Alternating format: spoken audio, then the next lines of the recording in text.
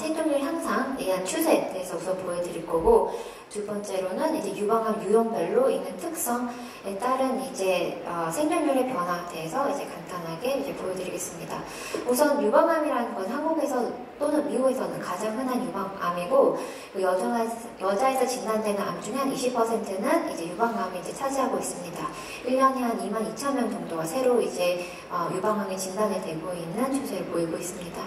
그래서 한국에서는 한 2000년대 초반까지만 해도 한 1년에 6,000명 정도의 유방암이 진단되다가 지금 한 15년도에서 22,000명까지 이제 유방암 진단율이 올라가고 있으며, 이전에 한 10년 동안 더 3배 이상으로 증가하고 있는 추세를 보이고 있으며, 이런 유방암이 이제 세계적으로 패턴이 좀 다르고 있습니다. 이제 밑에가 이제 연도이고, 서양이나 미국 같은 경우는 한 50년대에서부터 유방암 발병률이 증가하며 나이가 들 때에 따라서 이제 유방암 진단율이 더 올라가고 있는데, 한국 같은 경우는 이제 또 다른 패턴이 보이는데, 40대와 50대에 가장 높은 유방암 진단율이 보이고, 그 이후에부터 50대 후반부터 오히려 진단율이 떨어지고 있는 추세를 보이고 있는 게 한국의 유방암의 이제 특성입니다. 네. 하고 그래서 한국 같은 경우는 방금 보여드린 대로 한 40대, 50대에 가장 높은 진단율을 보이고 있는데, 이게 역시 시간의 지남에 따라서 이제 변화가 있는데, 회색 바가 이제 2004년도 데이터고, 이제 핑크색이 2014년도 데이터인데, 똑같이 이제 40대, 50대 발병률이 가장 높지만, 이전에 비해서는 이제 점점 젊은 나이에 진단되는 비율이 떨어지고 있고, 오히려 더 나이가 들수록 진단되는 비율이 올라가는 추세를 특성을 보이는 게 한국의 유방암입니다. 그래서 옛날 같은 경우는 폐경 전 여성이 이 회색이고, 폐경 후 여성이 핑크색이었는데, 2002년대까지만 해도 폐경 전 여성이 진단되는 확률이 더 높았지만은, 지금 2015년도 데이터에 보면은 폐경 후 여성이 이제 과반수 이상을 차지하게 되고, 젊은 분들의 유방암 진단되는 률이 점점 떨어지고 있는 추세를 같이 보이고 있습니다.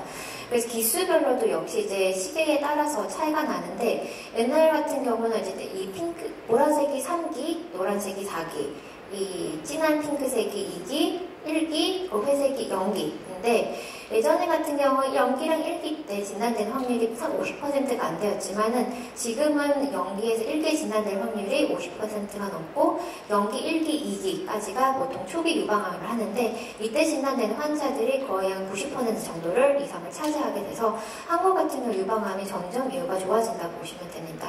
이게 가장 큰 기여를 하는 게 이제 한국 이제 건강검진인데, 예전에는 검진을 통해서 유방암 진단될 확률이 0%가 안 되었지만, 최근에는 한 40% 이상이 유방검진으로 유방암 진단이 되지, 증상이 나타나기 전에 진단이 되기 때문에 유방암의 수술에 대한 추세도 변화가 있습니다.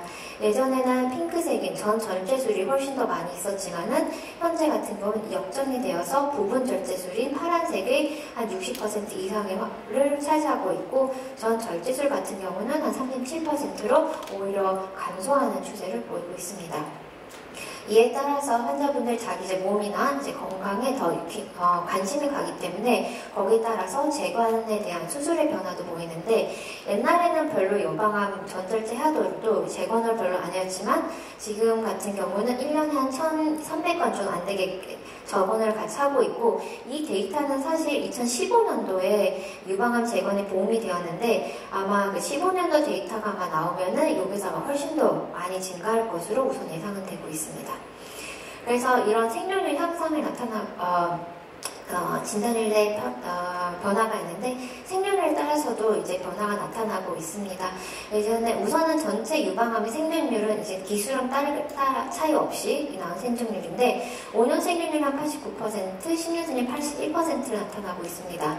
그래서 기수에 따라서 차이가 나는 게 당연히 이제 0기 같은 경우는 생존율이 제일 좋을 거고, 그 다음에 1기, 2기, 3기, 4기 수준으로 떨어질 거고요.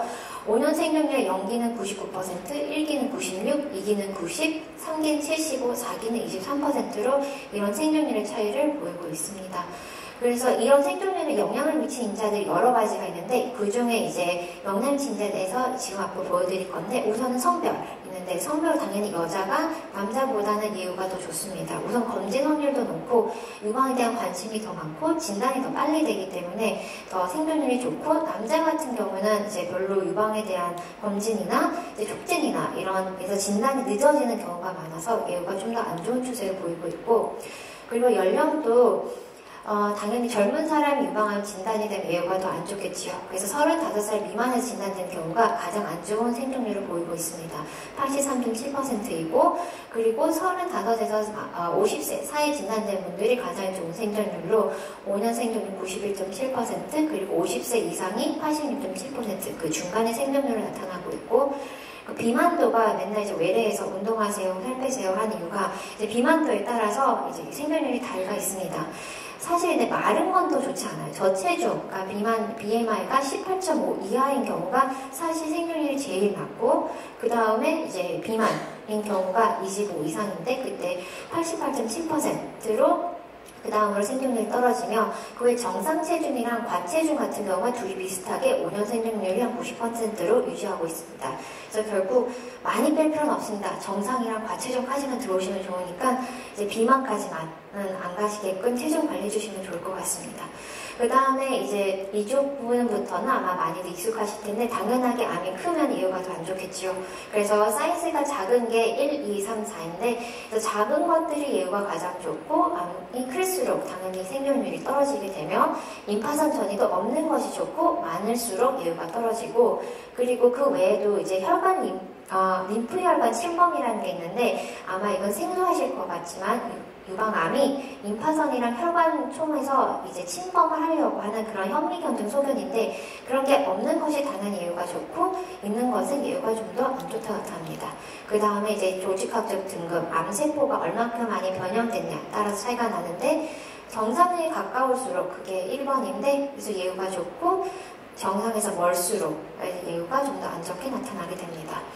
그래서 이 모든 이제 총 생존율, 기수랑 이런 거랑 차이가 없이 생존율이 시간에 따라서도 계속 이런 차이가 나타나게 되는데, 이게 98년부터 2003년도의 데이터이고, 그때 파란색이 5년 생존율, 빨간색이 10년 생존율 해서 시기가 지날수록 이제 최근까지 2008년까지는 5년 생존율과 10년 생존율이 90년대보다는 훨씬 더 높게 나타납니다. 5년 생존율은 73.2에서 92%로, 10년은 57.9에서 86%로 점점 치료와 진단이 이제 발달이 되면서 이제 생존율도 점점 증가하는 추세를 보이고 있습니다. 네.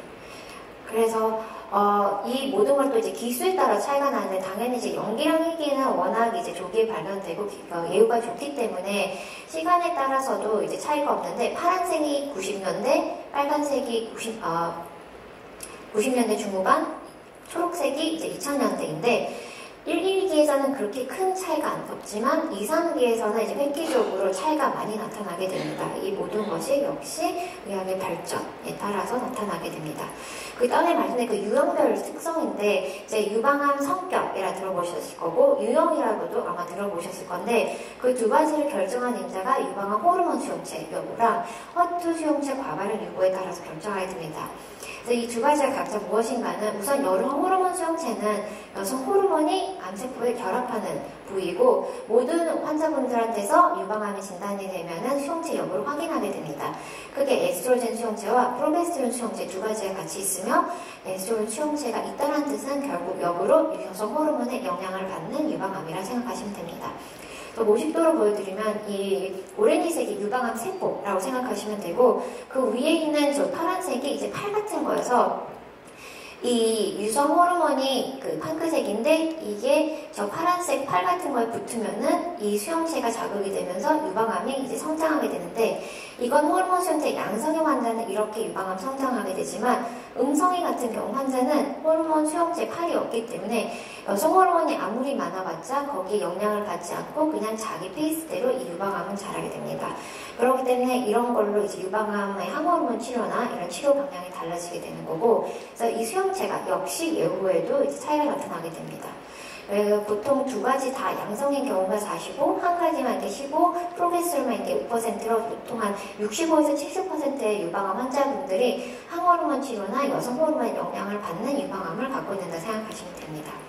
그 다음에 이제 허투 수용체 과발인데, 허투 수용체라는 것은 역시 세포 표면에 있는 이제 팔 같은 건데, 거기에 성장인자라는 게 갖다 붙으면은 이게 세포를 자극해서 암을 이제 성장하게 만드는 건데, 모든 사람들은 이 수용체를 다 가지고 있습니다. 그래서 정상적으로 갖고 있는 개수가 이 왼쪽에 있는 사진이고요. 여성 호르몬 혈투 수용체 과발현이 있는 환자라는 것은 결국 이 수용체가 너무 많이 있어서 자주 이제 세포가 자극을 받기 때문에 그만큼 암세포가 빨리 자라는 암을 갖다가 허투 수용체 과발현에 있는 유방암이라고 합니다. 그렇기 때문에 암이 빠르기 때문에 역시 예후는 더 안 좋겠죠. 그렇기 때문에 꼭 이럴 경우 항암치료랑 표적치료 같은 걸 해야 되고, 여기 대해서는 나중에 종양외과 교수님이 자세히 한 번 더 설명을 드릴 겁니다.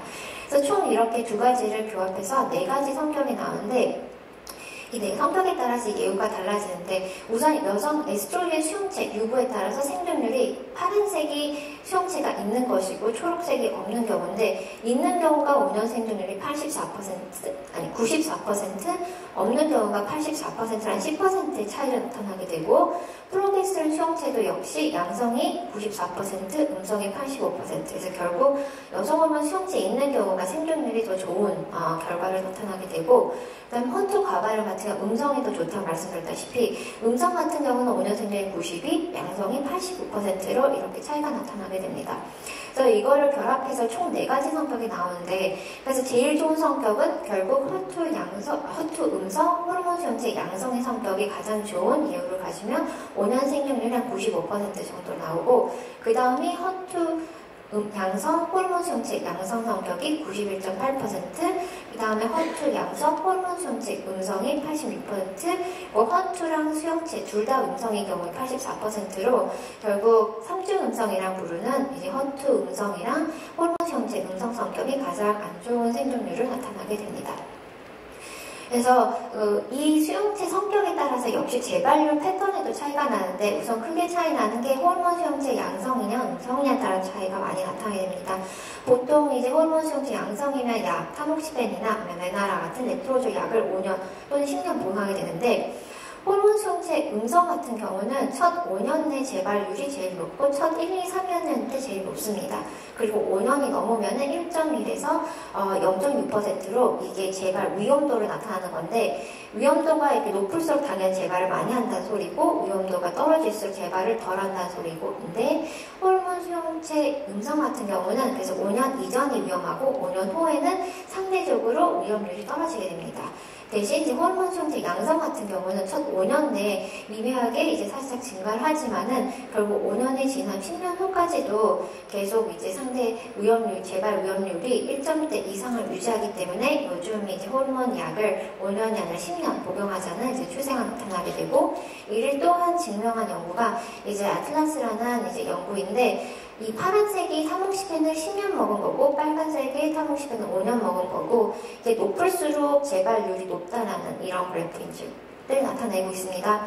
그래서 결국 5년 먹은 경우가 10년 먹은 경우보다 재발률이 더 높다라는 것을 이제 보여준 연구이기 때문에, 그래서 특히 예후가 안 좋다거나 위험 소견이 있다거나 아니면은 기수가 높다거나 하는 분들은 꼭 이렇게 타목시펜을 10년 먹으라고 이제 권유를 하고 있는 것입니다. 한국은 이제 유방암 이제 발병률이 점점 증가하게 되지만, 워낙 이제 조기 발병률이 많이 늘어나고 치료법이 많이 발전함으로써 이제 앞으로도 예후가 점점 좋아지는 근육 유방암으로 앞으로 많은 연구가 지속적으로 될 것으로 생각합니다. 네, 이걸로 제 강의를 마치겠습니다. 경청해 주셔서 감사합니다.